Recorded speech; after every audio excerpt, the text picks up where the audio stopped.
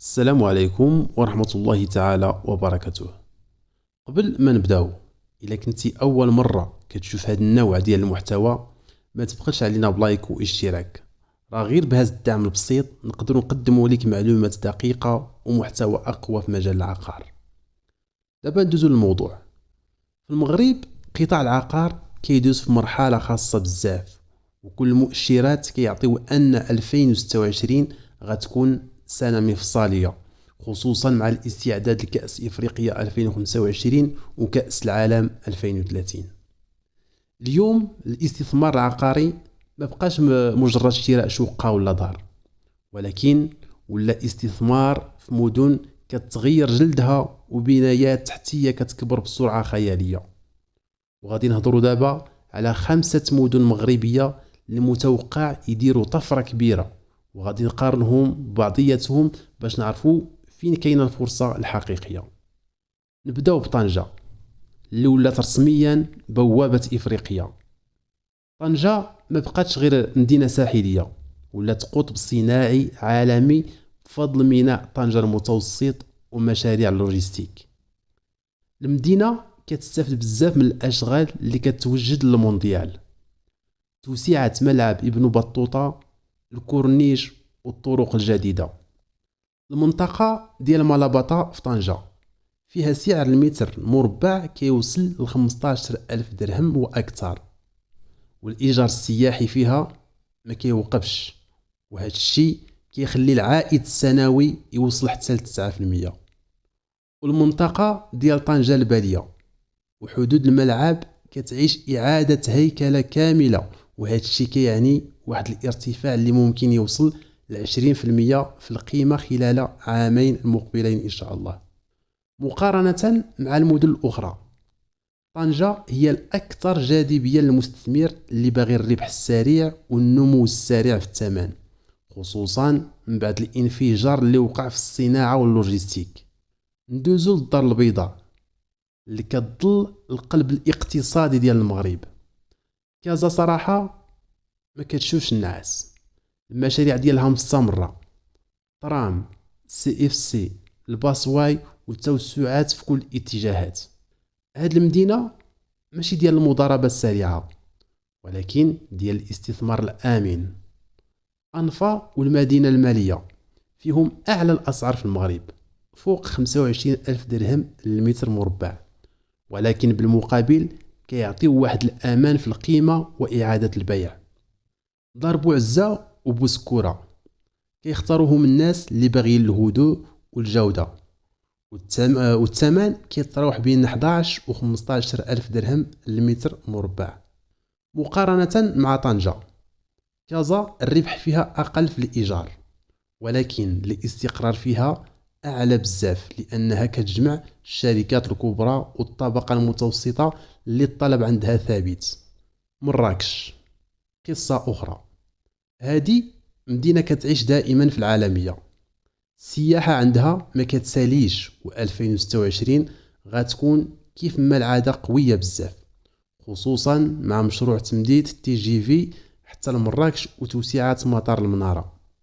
منطقة كيليز في مراكش باقي هو القلب النابض، المتر قريب ل 14 ألف درهم المتر مربع، والكراء فيه داير خدمته طيلة العام. أما طريق أمزميز ورزازات فهما جنان الاستثمار في الفيلات، خصوصا للناس اللي كيبغيو يلوحوا مشاريع ديال اير بي بي. مقارنة مع طنجة وكازا، مراكش هي صاحبة أقوى عائد في الإيجار اليومي، خصوصا في المواسم، ولكن كنصيحة: الربح الكبير كيجي من إعادة البيع بعد ما تبني ولا تطور الأرض. ندوزو لأكادير اللي صراحة رجعت بقوة كبيرة. برنامج التنمية الحضارية قلب وجه المدينة: حدائق، كورنيش، تيليفريك، توسيع الطرق. أكادير باقي موصلاتش للثمن ديال مراكش وكازا، وهنا مربط الفرس.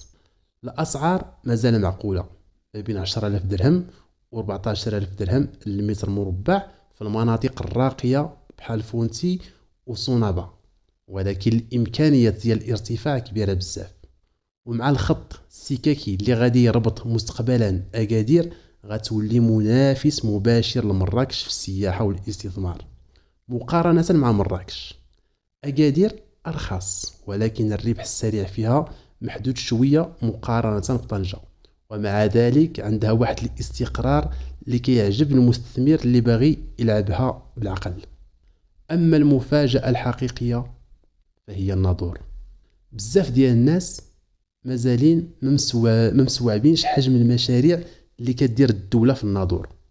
ميناء الناظور غرب المتوسط مشروع بحجم عالمي، وزيد عليه مارتشيكا اللي غتولي من أجمل الواجهات البحرية في المغرب.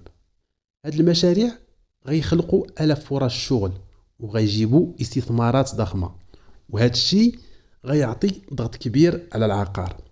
وسط المدينة دابا ما بين 7000 و 9000 درهم للمتر مربع، وهو ثمن اللي ممكن يتضاعف بسهولة مع تشغيل الميناء.